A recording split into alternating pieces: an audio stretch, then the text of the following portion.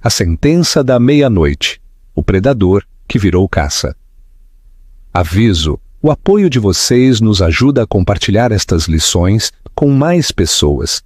Se você adora histórias de karma instantâneo, inscreva-se no canal e ative o sininho para não perder nada.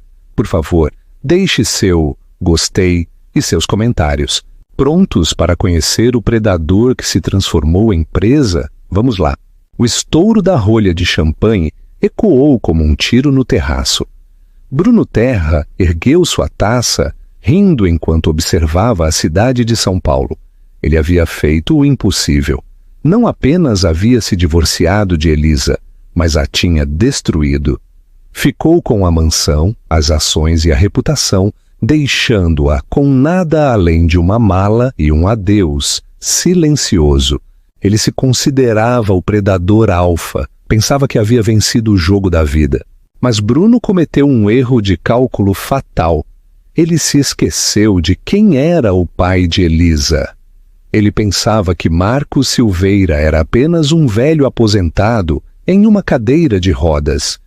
Ele não sabia que Marcos era o homem que era dono do tabuleiro de xadrez em que Bruno estava pisando. E o jogo estava apenas começando. As luzes fluorescentes da sala do Tribunal Superior de Justiça de São Paulo zumbiam com um ruído irritante, mas para Bruno Terra soava como um coro de anjos. Ele ajeitou sua gravata de seda, uma charvet feita sob medida, que custava mais do que o carro da maioria das pessoas, e sorriu para a mulher sentada à mesa oposta, Elisa. Ela parecia pequena. Essa era a única maneira de descrevê-la. Usava um vestido cinza simples que já tinha visto dias melhores.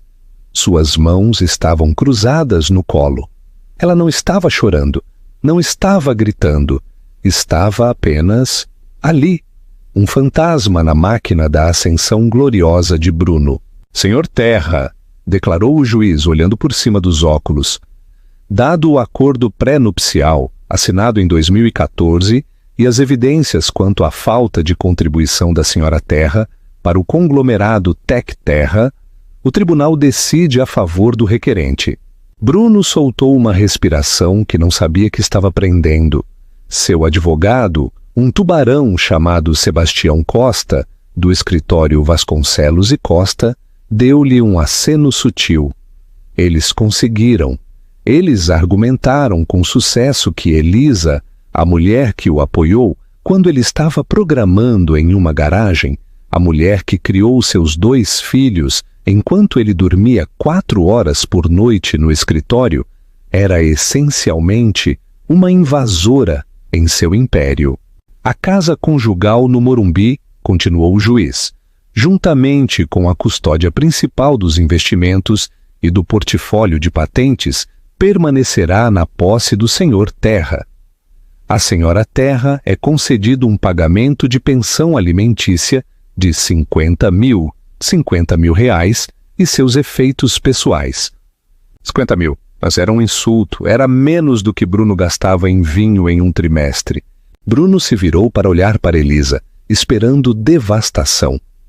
Ele queria ver as lágrimas, ele queria ver o arrependimento. Afinal, ela era a que havia se tornado chata. Ela era a que se recusava a ir a festas de gala, preferindo ler livros no jardim.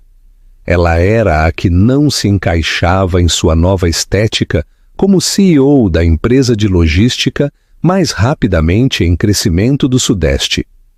Ele precisava de uma supermodelo em seu braço, não de uma bibliotecária. Mas Elisa não chorou. Ela se levantou lentamente. Seus olhos, geralmente de um quente castanho claro, estavam opacos e escuros. Ela olhou para o juiz, assentiu respeitosamente e então dirigiu seu olhar para Bruno. Não era um olhar de graça. Era um olhar de pena. Você está feliz, Bruno? Ela perguntou suavemente. Sua voz não tremia. Estava assustadoramente firme. Estou livre, Elisa! Bruno zombou alto o suficiente para fazer seu advogado rir. Finalmente estou livre do peso morto. Peso morto, ela repetiu, saboreando as palavras. Tudo bem, se é essa a narrativa que você escolhe. Ela pegou sua bolsa. Não vou contestar a decisão. Eu só quero o velho jogo de xadrez do meu pai, aquele que fica no escritório. Bruno riu. A velha caixa de madeira? Leve. Cheira a naftalina de qualquer maneira. Apenas saia da casa antes do meio-dia de amanhã. Lúcia se muda na sexta-feira e eu não quero que sua energia deprimente persista na suíte principal. A menção de Lúcia, sua diretora de marketing de 24 anos, foi a volta final. Ele esperou pela explosão. Elisa apenas assentiu. Adeus, Bruno. Ela se virou e saiu do tribunal. Enquanto a pesada porta de carvalho se fechava atrás dela, Bruno sentiu uma onda de adrenalina. Ele bateu as mãos com Sebastião. Vitória total, meu irmão. Sebastião sorriu. Eu te disse, o acordo pré-nupcial é blindado, nós a esmagamos. Ela nem sequer lutou. Refletiu Bruno, sentindo uma leve pontada de decepção. Foi muito fácil. Ela sabe que está derrotada, disse Sebastião, guardando sua pasta. Ela é uma Silveira, claro, mas os Silveira não são relevantes desde que a indústria madeireira entrou em crise nos anos 90. O pai dela é apenas um inválido vivendo em um asilo em Minas Gerais. Você é o dinheiro novo, Bruno. Você é o rei agora. Bruno saiu do tribunal para o sol forte de São Paulo. Os paparazzi estavam lá, avisados por sua própria equipe de relações públicas. Ele lançou um sorriso deslumbrante, a imagem viva do solteiro bilionário elegível. Ele pegou o telefone e ligou para Lúcia. Arrume suas malas, gata, disse sua voz, pingando arrogância. Nós vencemos, é tudo nosso. Ele não notou o sedã preto estacionado do outro lado da rua. Não notou a janela abaixada alguns centímetros, nem a câmera de lente longa que tirou uma única foto de seu sorriso triunfante. E ele certamente não sabia que a foto não era para os tabloides. Era para um dossiê. Aqui fica a minha pergunta para vocês. Vocês acham que Elisa deveria ter lutado no tribunal ou a retirada dela foi um sinal de algo maior? Comentem e me digam o que pensam. A visita inesperada. A festa 3 dias depois foi obscena. Bruno havia transformado a mansão do Morumbi, uma vasta propriedade de frente para o mar, que Elisa passou 5 anos decorando com amor, em uma discoteca. Os sutis tons bege e os móveis antigos que Elisa amava se foram substituídos por arte neon chamativa e sofás de couro branco. O grave da música batia nas paredes de vidro, fazendo o chão vibrar. O champanhe corria como água. A elite de São Paulo estava lá. Seus tech bros, capitalistas de risco, modelos do Instagram e aduladores desesperados para estar perto da aura de sucesso de Bruno.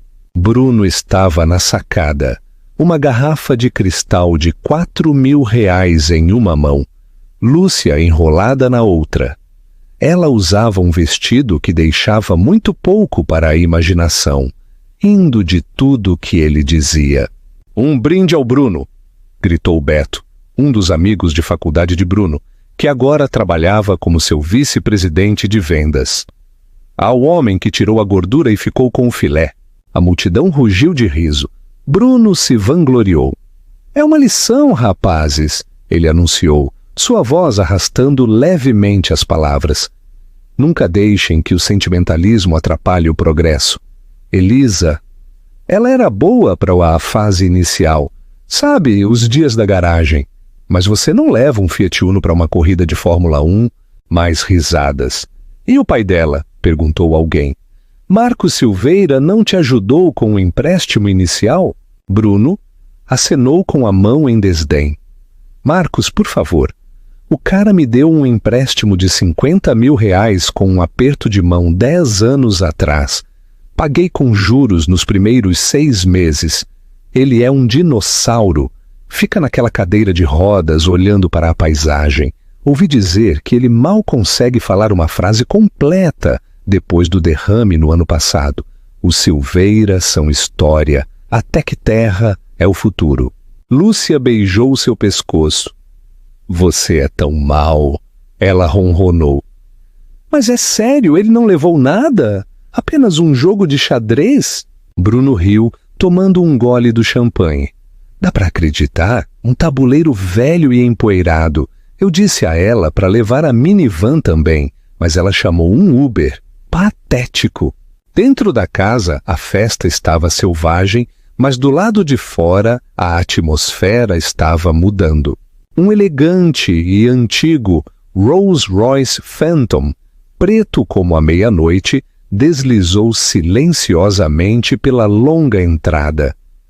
Não se parecia com os carros dos outros convidados, chamativos Lamborghinis e Ferraris.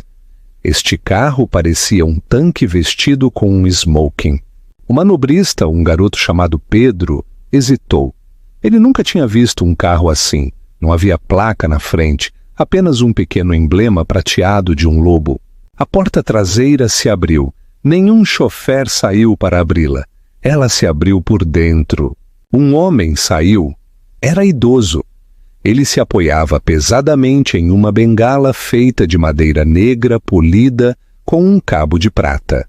Usava um terno que parecia antiquado e atemporal ao mesmo tempo, uma lã grafite de 3 peças que lhe caía perfeitamente. Ele não estava em uma cadeira de rodas, apesar do que Bruno havia dito a todos. Era Marcos Silveira. Ele olhou para a casa. Podia ouvir o grave, podia ouvir as risadas, podia ouvir a voz de Bruno amplificada pelos alto-falantes, se gabando de sua conquista. Marcos não parecia zangado. Ele parecia um homem inspecionando um prédio que ele decidiu demolir. Ele subiu os degraus, passando pelo segurança, que por alguma razão se viu incapaz de ficar no caminho do homem mais velho. Marcos possuía uma aura de autoridade tão pesada que parecia um peso físico. Ele entrou no salão principal. A música pareceu morrer à medida que as pessoas o notavam. Ele era uma anomalia no mar de glitter e neon. Ele parecia um fantasma de uma era mais dura e fria. Bruno, notando o silêncio que caía sobre a sala, olhou para baixo da sacada. Seus olhos se arregalaram.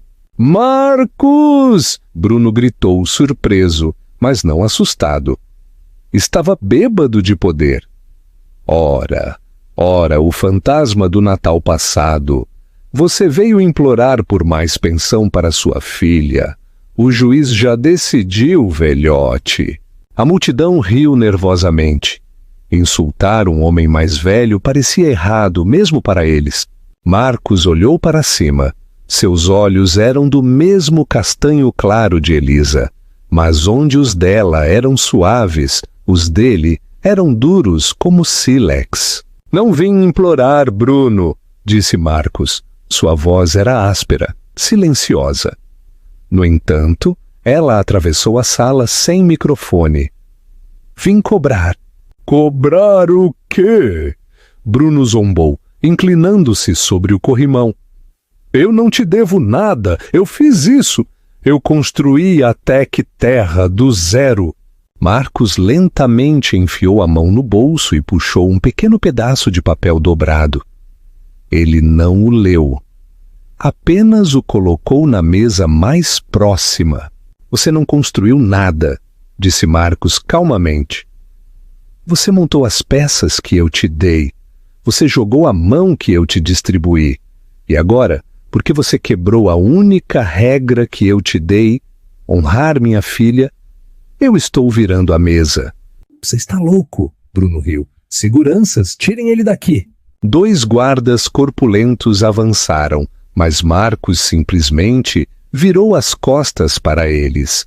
Ele olhou para Bruno uma última vez. Aproveite o champanhe, Bruno. É a última garrafa que você vai ter. Com isso, Marcos Silveira saiu. Ele não fez um escândalo, não virou uma mesa, apenas saiu. Bruno caiu na gargalhada. Velho maluco, virar a mesa! Quem ele pensa que é? O padrinho? Quem era aquele? Lúcia perguntou, parecendo um pouco instável. O pai de Elisa, disse Bruno, servindo-se de mais bebida. Ninguém. Apenas um ninguém tentando assustar um gigante. Mas enquanto Bruno levava a taça aos lábios, seu telefone vibrou no bolso. Depois vibrou novamente. E de novo. Ele ignorou. Estava em festa. 10 minutos depois, a música parou abruptamente.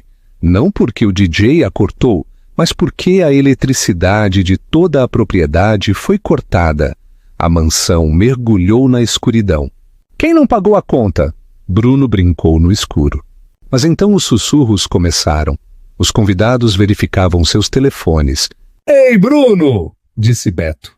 Sua voz tremia na escuridão. Talvez você queira verificar as notícias. Por quê? Bruno retrucou, tateando em busca do seu telefone. Por quê? Disse Beto, levantando a tela, que iluminou o seu rosto pálido e aterrorizado. A CVM, Comissão de Valores Mobiliários, acabou de invadir os escritórios da Tec Terra. E Bruno, o banco acabou de congelar as contas da empresa. Bruno congelou. O quê? Qual é, Beto? Beto engoliu em seco. Verifique o preço das ações. Bruno desbloqueou o telefone. Abriu seu aplicativo de trading. Tec Terra, TERT, não tinha caído 5%, não tinha caído 10%. Estava sendo negociada a 0, suspensa, e logo abaixo da notificação havia um e-mail do Conselho de Administração. O assunto dizia: renúncia imediata exigida. Na escuridão da mansão que ele havia roubado, Bruno Terra sentiu a primeira gota de chuva em sua cabeça.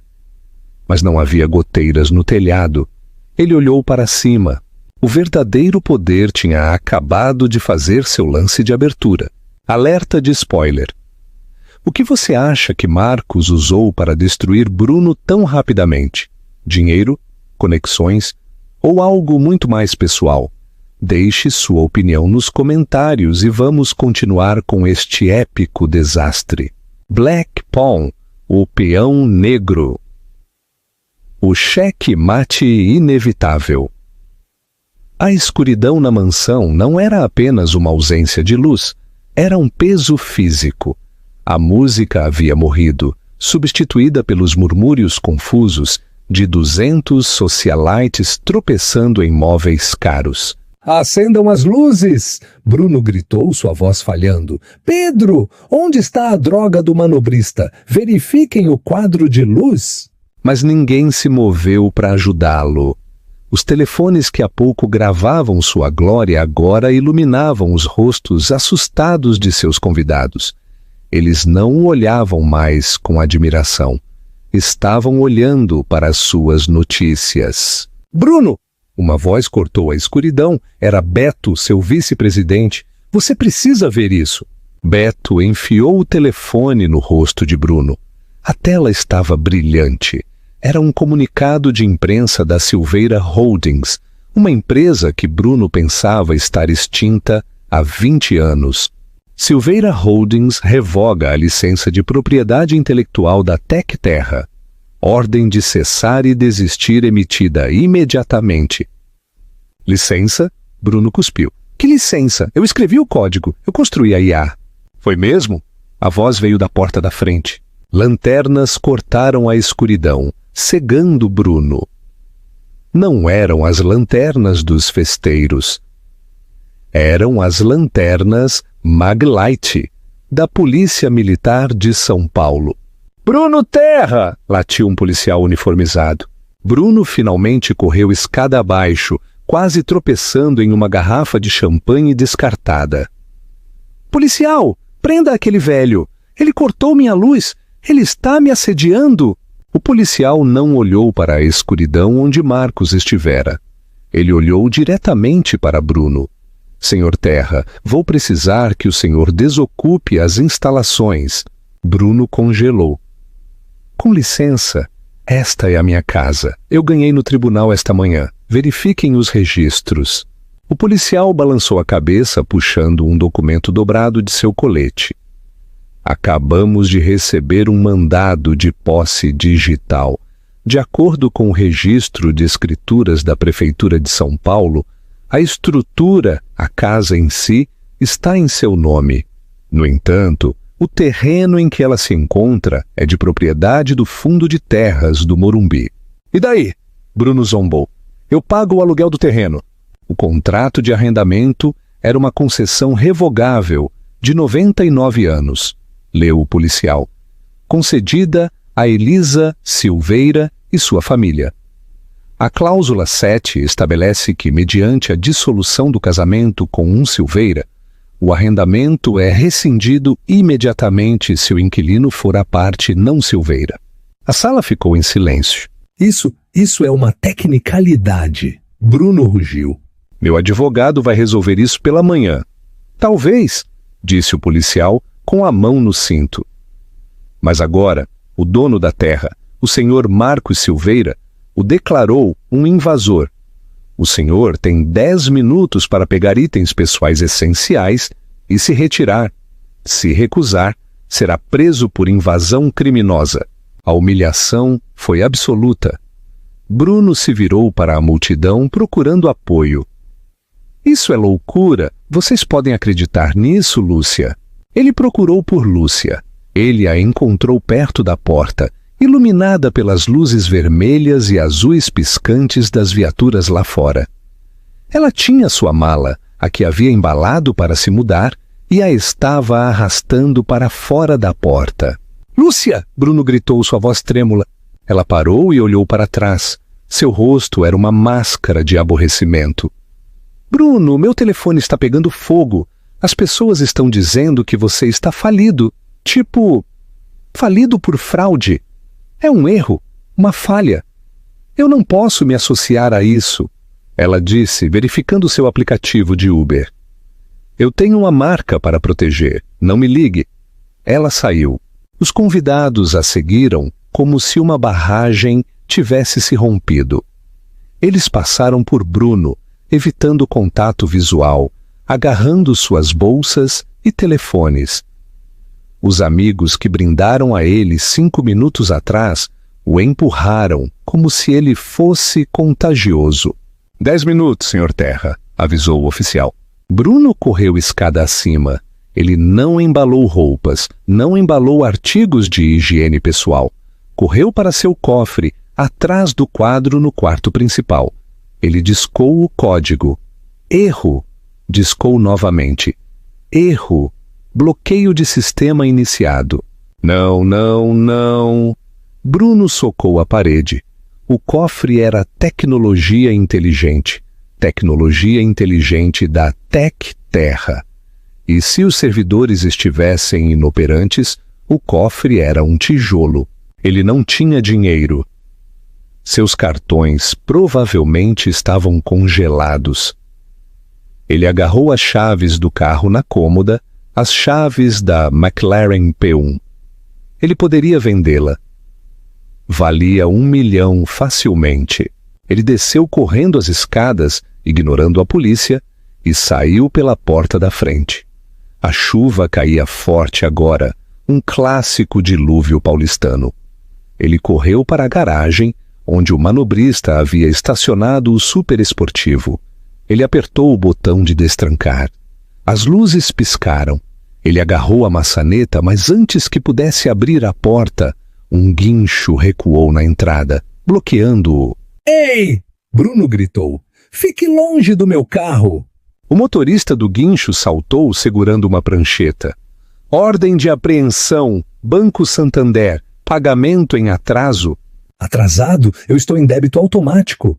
O banco congelou a conta, meu amigo. A cláusula de inadimplência entra em vigor instantaneamente. Saia do veículo. Bruno ficou na chuva, seu smoking encharcando, seu cabelo grudado no crânio. Ele observou seus convidados irem embora em seus carros quentes. Ele observou o guincho engatar sua McLaren. Ele observou o policial parado perto da porta, esperando para fechá-la atrás dele. Ele não tinha nada, nenhuma casa, nenhum carro, nenhuma namorada, nenhum dinheiro.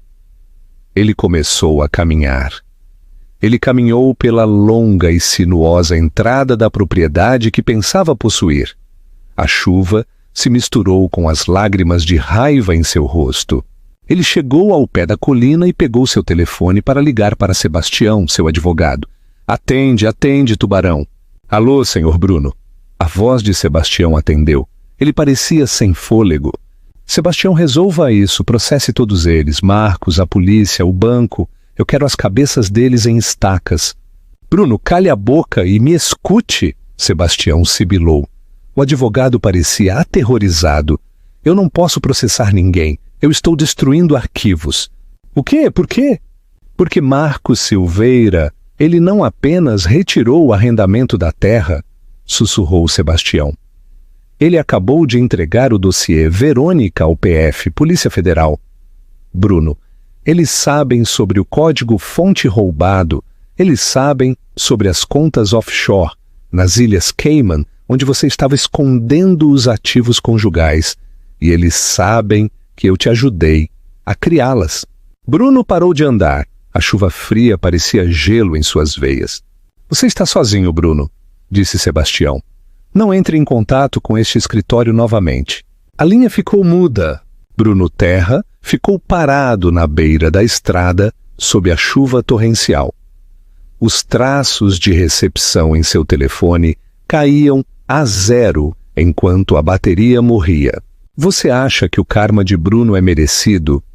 E se você fosse Elisa, você se sentiria satisfeita com esta vingança ou daria a ele um tratamento mais suave?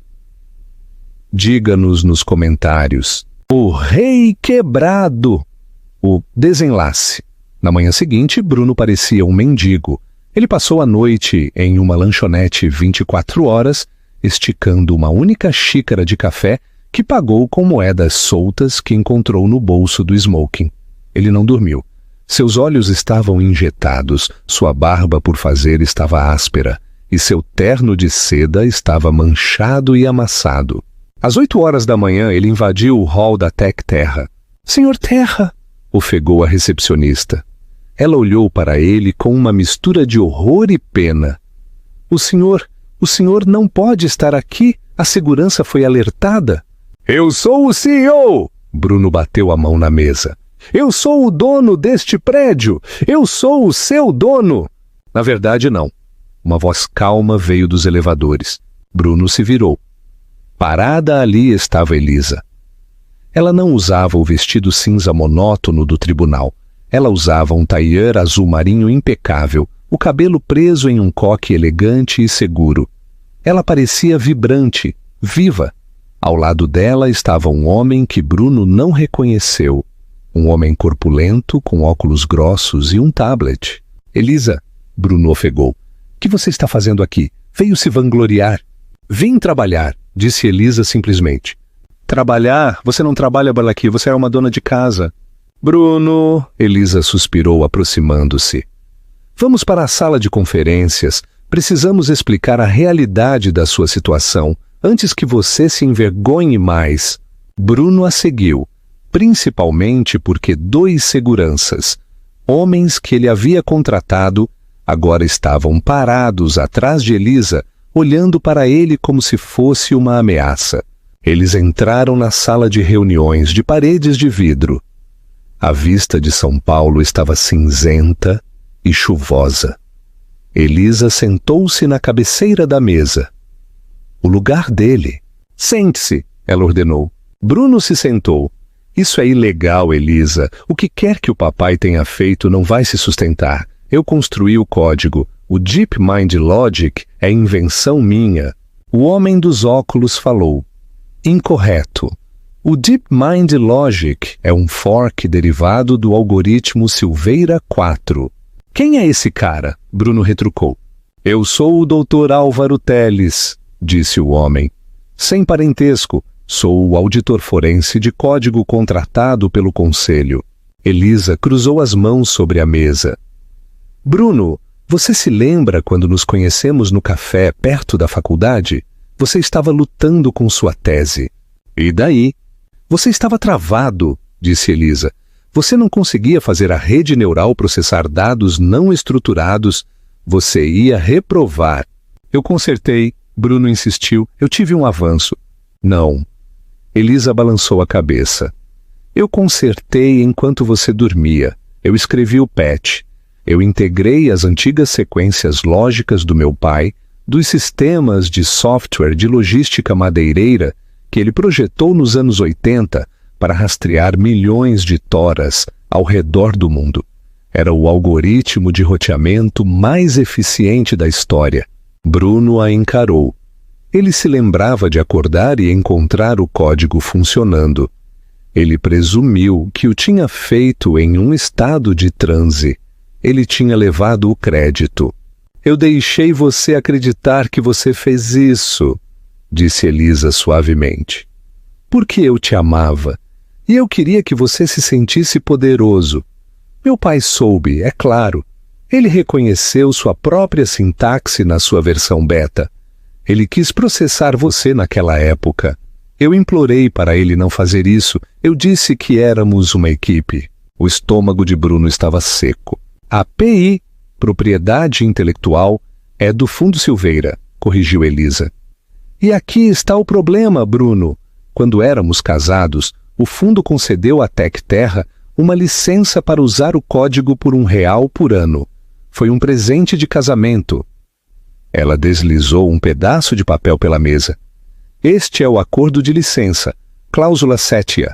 Em caso de divórcio iniciado pelo licenciado, Bruno Terra, contra a beneficiária, Elisa Silveira, a licença é revogada retroativamente, a menos que a beneficiária retenha 50% da empresa.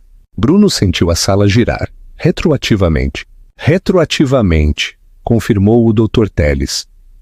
Dado que o divórcio foi finalizado ontem e o senhor levou 100% da empresa, a licença é nula, retroagindo ao dia 1. O senhor tem usado software roubado por 10 anos. Isso significa, disse Elisa, sua voz baixando um tom, que cada centavo que a Tec Terra ganhou, cada contrato, cada subsídio governamental, cada dividendo de ações é, na verdade, produto de propriedade roubada. O senhor não deve apenas dinheiro à empresa, Bruno. O senhor deve ao Fundo Silveira aproximadamente 1 a 2 bilhões de reais em royalties atrasados. Bruno desabou em sua cadeira. Eu não posso pagar isso. Eu estou falido. Nós sabemos, disse Elisa. É por isso que o Conselho votou pela reestruturação. Reestruturação? A empresa está sendo adquirida, disse Elisa, pela Silveira Holdings, pelo preço da dívida pendente. Você está roubando minha empresa. Estou recuperando o código do meu pai, disse Elisa levantando-se. E dado que o senhor é o CEO que supervisionou esta maciça violação de direitos autorais, a CVM o proibiu de ocupar um cargo de diretor corporativo para o resto da vida. Você está demitido, Bruno. Bruno realmente olhou para ela, vendo-a pela primeira vez em anos. Ele não viu a dona de casa chata. Ele viu a filha de um titã. Ele viu a mulher que tinha silenciosamente segurado o céu enquanto ele se exibia por baixo. Por quê? Perguntou Bruno, sua voz falhando. Por que esperar até agora? Por que me deixar construir tudo só para derrubar? Elisa caminhou até a porta. Ela parou com a mão na maçaneta. Eu não queria derrubar, Bruno. Eu estava feliz em deixar você ser o rei. Tudo que pedi foi gentileza. Tudo que pedi foi para você não me apagar. Ela se virou para ele, seus olhos frios. Mas você queria uma vitória total. Você queria me deixar sem nada. Você esqueceu a primeira regra do xadrez, Bruno. Qual é? Ele sussurrou. Proteja sua rainha, ela disse-me, porque ela é a peça mais poderosa do tabuleiro. Ela abriu a porta. A segurança vai acompanhá-lo para fora. Bruno foi escoltado para fora do prédio que ele construiu, passando por funcionários que se recusavam a olhar para ele. Ele foi empurrado para a calçada, de volta à chuva. Mas o pesadelo não tinha acabado. Enquanto ele estava ali tremendo, um carro preto parou. A janela desceu. Não era Marcos, era Sebastião, seu advogado. Mas Sebastião não estava de terno. Ele estava usando um microfone oculto. E atrás do carro havia 3 SUVs pretos com placas governamentais. Agentes da Polícia Federal com jaquetas saíram, movendo-se com determinação. Eles não vieram pela empresa, eles vieram pelo homem. Bruno percebeu então que perder seu dinheiro era apenas o ato de abertura. O verdadeiro poder que Marcos Silveira exercia não era financeiro. Era a capacidade de desenterrar os ossos que Bruno havia enterrado profundamente no deserto. Um dos agentes se aproximou dele. As algemas brilhavam na luz cinzenta. "Bruno Terra", disse o agente, "precisamos conversar sobre o projeto Velicor." Os joelhos de Bruno vacilaram. Velicor. A única coisa ilegal que ele havia feito que não tinha nada a ver com Elisa. Ou era o que ele pensava. Se você fosse Elisa, você teria queimado a Tec Terra completamente ou a teria mantido para construir seu próprio legado? Diga-me sua estratégia nos comentários. A Caverna da Punição. A sala de interrogatório do escritório da Polícia Federal em São Paulo não foi projetada para conforto. Era um cubo sem janelas pintado em um tom bege sufocante que cheirava a café velho e medo. Bruno Terra sentou-se na mesa de metal, seus pulsos algemados a um parafuso no chão. E o terno de grife que ele usava para reivindicar sua empresa agora estava amassado e manchado de suor. Ele estava sentado ali por 3 horas, sem água, sem telefonema, sem advogado. Finalmente a porta zumbiu e abriu. 2 pessoas entraram. A primeira foi a agente especial Camila Mendes, uma mulher com olhos como picadores de gelo e uma pasta grossa o suficiente para parar uma bala. A segunda pessoa fez o sangue de Bruno gelar. Era Sebastião Costa, seu advogado, o homem a quem ele pagou milhões para protegê-lo. "Sebastião?" Bruno se inclinou para a frente. A corrente em seu pulso o puxou para trás. "Graças a Deus, tire-me daqui. Diga a eles quem eu sou. É um mal-entendido sobre direitos de IPI. É um assunto civil?" Sebastião não olhou para ele. Ele puxou uma cadeira de metal e se sentou no lado oposto da mesa, ao lado da agente Mendes. Ele colocou um gravador sobre a mesa. "Sebastião?" Bruno sussurrou. "O senhor Costa não está aqui como seu advogado, senhor Terra", disse a agente Mendes, abrindo o arquivo. "Ele está aqui como testemunha cooperante sob um acordo federal de imunidade." O ar saiu da sala. "Imunidade?" Bruno gaguejou. "Por quê? Nós não fizemos nada ilegal. Nós éramos agressivos, claro, mas... Projeto Velicor." A agente Mendes interrompeu.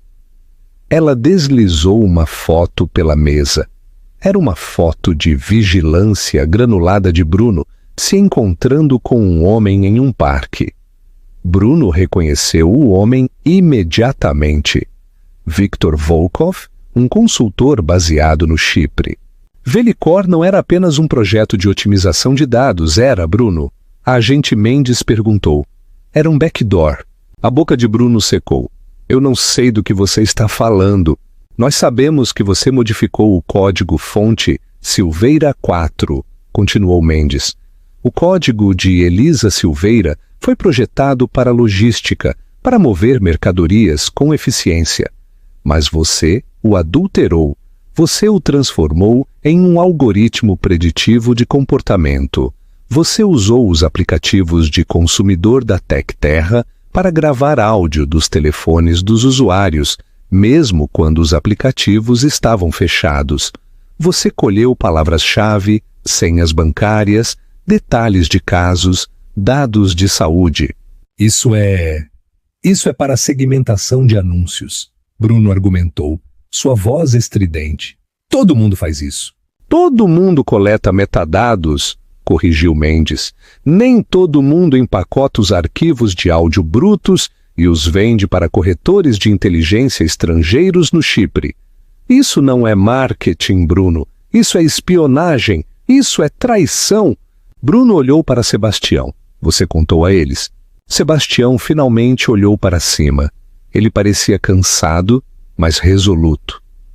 Bruno, quando você me disse para criar as contas do Chipre, você disse que era para sonegação de impostos. Eu posso viver com fraude fiscal, mas quando vi os registros de transferência na semana passada, quando vi quem estava nos pagando, eu não pude fazer isso. Eu não vou para a prisão por traição. Covarde! Bruno gritou. Eu paguei sua casa e eu paguei seu barco. E você pagou com dinheiro manchado de sangue, disse Sebastião.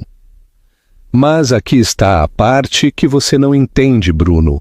Eu não fui à PF primeiro. O quê? Eu fui a Marcos Silveira, explicou Sebastião. Fui a ele há 2 dias. Eu estava apavorado. Pensei que ele me destruiria, mas ele não o fez. Ele olhou para as evidências e me disse exatamente o que fazer. Ele me disse para deixar você ganhar o caso de divórcio. Ele me disse para deixar você dar a festa. Ele queria que você se sentisse intocável. Por quê? Bruno perguntou. Por que esperar? Por quê? A agente Mendes interveio. Marcos Silveira queria ver até onde você iria. Ele te deu a corda, senhor Terra. E o senhor se enforcou. Ela virou uma página no arquivo. O comprador no Chipre, Viktor Volkov. Mendes sorriu. Ele não é inteligência russa. Ele é um ativo da ABIN, Agência Brasileira de Inteligência. Estamos dirigindo ele há 3 anos. Cada arquivo que você vendeu, cada byte de dados que você pensou estar contrabandeando, foi direto para nós. Bruno encarou a mesa. A realidade da armadilha. Isso era sufocante. Então, Bruno sussurrou, foi uma armadilha o tempo todo. Não o tempo todo, disse Mendes. Apenas desde que Marcos Silveira nos ligou há 6 meses, ele suspeitava que você estava fazendo mau uso do código da filha dele. Ele nos pediu para monitorá-lo. Ele autorizou a operação. Marcos? Bruno balançou a cabeça. Ele é um comerciante de madeira. Ele vende madeira. Ele não tem a autoridade para autorizar uma operação da ABIN. A agente Mendes trocou um olhar com Sebastião. Era um olhar de pena. Senhor Terra, disse Mendes inclinando-se, o senhor realmente não fez sua due diligence quando se casou com aquela família, fez? Marcos Silveira não apenas vendia madeira. Nos anos 70 e 80, a Silveira Logística era a principal empreiteira do Departamento de Defesa. Quem você acha que moveu os mísseis e CBM? Quem você acha que projetou as cadeias de suprimentos para o programa do bombardeiro furtivo? Bruno sentiu-se enjoado. Ele se lembrou do velho na cadeira de rodas, o jardineiro quieto de quem ele zombou. Ele se aposentou em 98, disse Mendes. Mas no nosso mundo, homens como Marcos Silveira nunca se aposentam. Eles apenas entram em dormência. O senhor despertou um gigante adormecido, Bruno. E o que é pior, o senhor partiu o coração da filha dele. Isso tornou a coisa pessoal. A porta zumbiu novamente. Um guarda entrou. O transporte está aqui. Ele rosnou. Transporte para onde? Bruno perguntou. O pânico aumentava. Eu quero fiança. Eu tenho direitos. Fiança negada por risco de fuga e ameaças à segurança nacional, disse Mendes, fechando o arquivo. O senhor será transferido para o Centro de Detenção Federal em São Paulo. O senhor aguardará o julgamento lá. Ela se levantou. Ah, e senhor Terra, mais uma coisa. Os ativos que o senhor tentou esconder nas Ilhas Cayman, o governo os apreendeu. Mas as ações da Tec Terra, dado que foram baseadas em PI roubada, foram devolvidas ao licenciante original. Elisa, Bruno sussurrou. É multimilionária novamente, Sebastião acrescentou, levantando-se para sair. E ela já anunciou que vai liquidar a empresa. Ela vai doar todos os lucros para instituições de caridade, de privacidade digital. Ela está queimando tudo, Bruno disse. As lágrimas ardiam em seus olhos. Meu legado! Seu legado, disse Sebastião parando na porta. É uma história de advertência. Chegamos ao ponto sem retorno. Você acha que a agente Mendes ou Sebastião estão mentindo para Bruno sobre alguma coisa? Poderia haver uma traição oculta? Comente suas teorias agora. Black Pawn, o legado do erro. 5 anos é muito tempo no mundo exterior. No mundo da tecnologia, é uma eternidade. Mas, dentro da Instituição Correcional Federal, em Campo Grande, Mato Grosso do Sul, 5 anos são apenas um único dia esticado. Bruno Terra, o homem que um dia afirmou ser dono do futuro, agora era o detento 4P6772. Os ternos italianos feitos sob medida que um dia definiram sua silhueta foram substituídos por uniformes caqui que cheiravam a detergente industrial e desespero. As mãos que uma vez assinaram contratos multimilionários agora passavam 6 horas por dia classificando livros de bolso na biblioteca da prisão. Era uma terça-feira de novembro, um dia cinzento e chuvoso que combinava com a cor das paredes de concreto. Bruno empurrava seu carrinho pelo corredor da seção de ficção, endireitando as lombadas de thrillers com orelhas dobradas. Ele havia se tornado obcecado pela biblioteca. Era a única coisa que restava no mundo que ele podia controlar. Se um livro estivesse fora do lugar, ele o consertava. Era uma sombra patética do controle que ele um dia exerceu, mas era tudo que ele tinha. Terra! Um guarda grunhiu da porta. Era o oficial Silas, um homem que se deliciava em lembrar aos ex-executivos de colarinho branco que eles estavam agora no fundo da cadeia alimentar. Chegou a caixa de doações da campanha de caridade de Curitiba, disse Silas, chutando uma caixa de papelão pelo chão de linóleo. Classifique isso e não seja pego lendo as coisas boas. Bruno assentiu em silêncio. Ele não discutia mais. O Bruno que gritava com manobristas e menosprezava garçons havia morrido em algum momento de seu 3º mês em confinamento solitário. Ele sentou-se em um banquinho de plástico e começou a abrir a caixa. Era a sucata usual. Romances com capas rasgadas, enciclopédias desatualizadas e uma pilha de revistas de meses. Ele folheou a pilha de revistas, jogando-as em montes. National Geographic, Seleções, Forbes. Ele parou na Forbes. Sua mão pairou sobre a capa brilhante. Ele não tocava em uma revista de negócios há 4 anos. Era muito doloroso. Era como olhar fotos de um amante que havia morrido.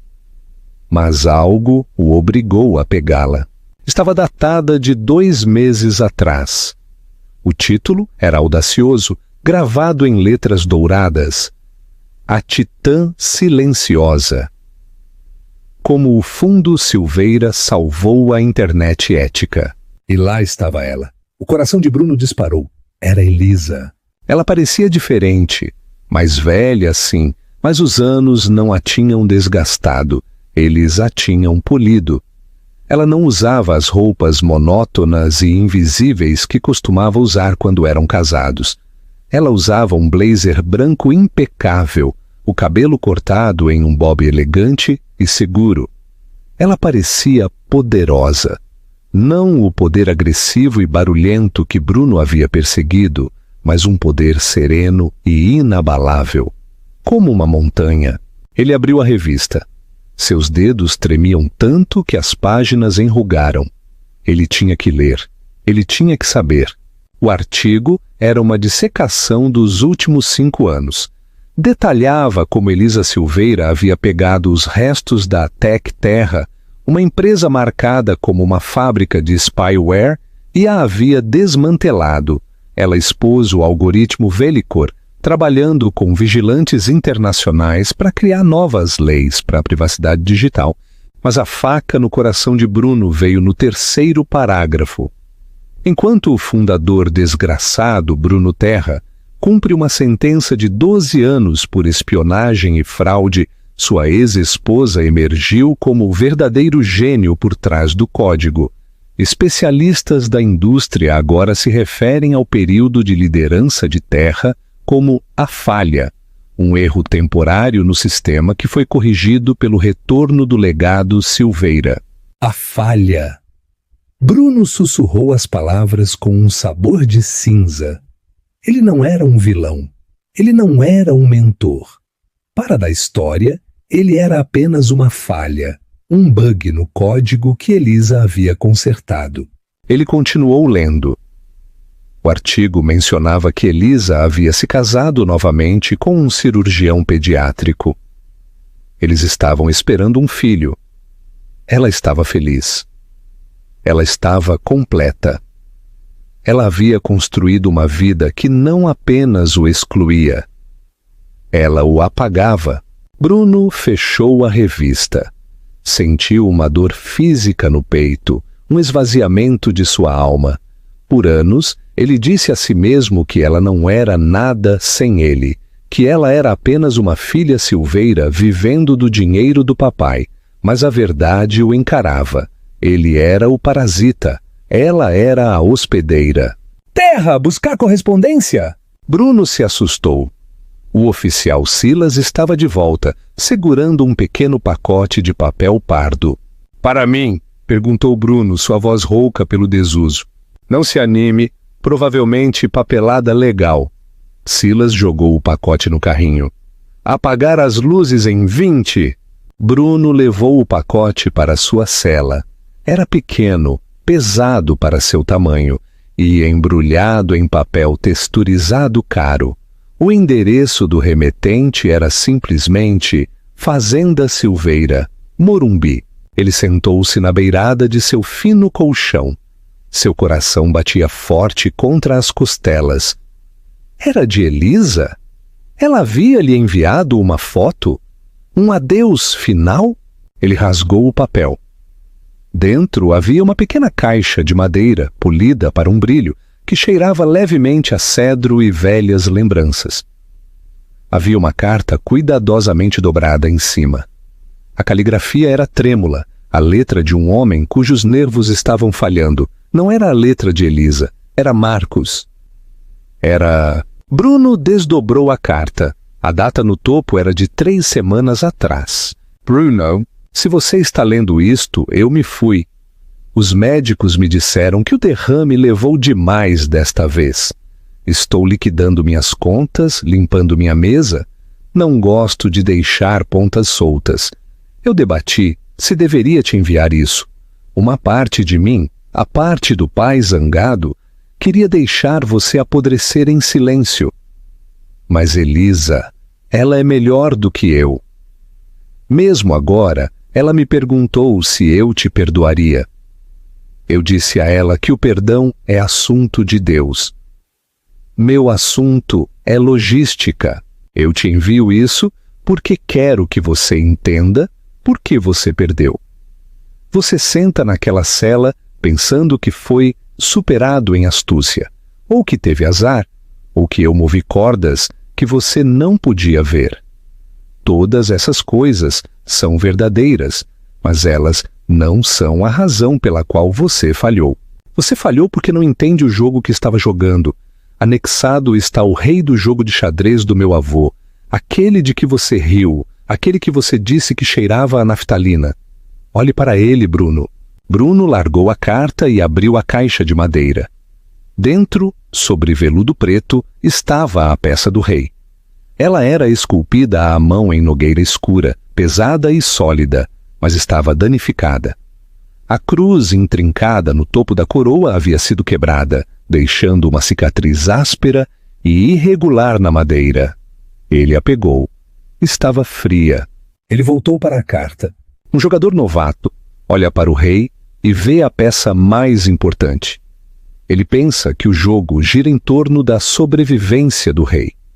Ele sacrifica seus peões, seus cavalos e até mesmo sua rainha para manter o rei seguro. Mas um grande mestre sabe a verdade. O rei é a peça mais fraca do tabuleiro. É lento. Só pode se mover uma casa por vez. Não pode atacar à distância. Depende inteiramente das peças ao seu redor para protegê-lo.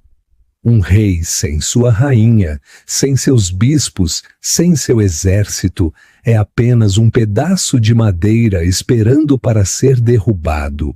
Você tratou Elisa como um peão, Bruno. Você a sacrificou para salvar seu ego. Você não percebeu que ela era a rainha. Ela era a peça que podia se mover em qualquer direção. A peça que mantinha o tabuleiro unido. Quando você a descartou, você não se libertou. Você expôs sua garganta. Eu quebrei a coroa desta peça 40 anos atrás, na noite em que quase perdi minha própria esposa porque estava muito ocupado construindo minha empresa. Eu a guardei na minha mesa como um lembrete. Um rei que está sozinho já está quebrado. Guarde-a, deixe-a lembrá-lo da diferença entre poder e valor. Você tinha poder, Bruno, mas não tinha valor. Checkmate. Marco Silveira. Bruno baixou a carta. O silêncio da cela da prisão era ensurdecedor. Ele olhou para o rei quebrado em sua mão. Ele passou o polegar sobre a madeira irregular onde a coroa costumava estar. Por 5 anos ele abrigou raiva. Ele tramou fantasias de vingança em que sairia. Ele começaria uma nova empresa e esmagaria o Silveira. Ele disse a si mesmo que era vítima de uma conspiração. Mas à medida que as palavras do velho moribundo penetravam, a raiva evaporou, deixando apenas uma clareza fria e dura. Ele viu a sala do tribunal novamente. Viu o rosto de Elisa, não zangado, mas compassivo. Ela não estava olhando para um magnata poderoso.